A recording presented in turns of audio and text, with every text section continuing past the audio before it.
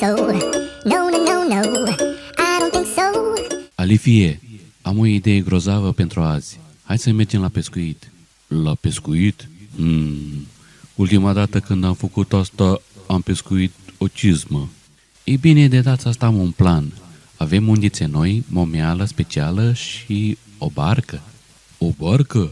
De unde ai o barcă? Am împrumutat-o. Hai, ce poate merge mai rău? Țuțu, nu avem nevoie de atâtea lucruri pentru pescuit. E doar o baltă mică. Alifie, trebuie să fim pregătiți pentru orice. Nu știi ce pește putem prinde. Bine, bine, dar să nu zici că nu te-am avertizat. Țuțu, ai spus că balta e aproape. Mergem de o oră. E aproape, doar încă puțin. Uite, am ajuns. Acum să începem marea aventură. Țuțu, cred că barca are o gaură. Stai liniștit, Alifie, nu e mai mare ca și gaura din pantalonii tăi. E o mică scurgere, nu ne va strica distracția. Să ne urcăm. Alifie, fii atent. În curând vom prinde ceva mare. Sper că ai dreptate. E un pește mare. Trage, Alifie, trage! Țuțu, e o cioată, nu un pește. Atunci să mai încercăm o dată. Nu-i nimic. În curând o să prindem ceva mare. Simt asta. Țuțu, barca, ne scufundăm. E doar puțină apă, Alifie. Nu exagera. Barca s-a dus. De la cine ai împrumutat-o? Mai ții minte pe șeful nostru de la bancă, Lulică? De la el am luat-o. Păi dacă aude ăla că nu mai are barcă, te dezmembrează. Fii fără grijă, mă descurc eu cu el.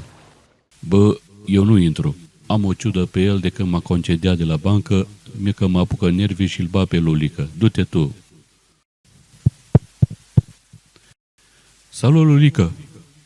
Salut, Țuțule! Cum a fost la pescuit? Scuze, Lulică, să zic ce am pățit. Mă duc la pescuit, dau drumul la barcă pe apă, mă urc în ea și când să văslesc, ce crezi că pățesc?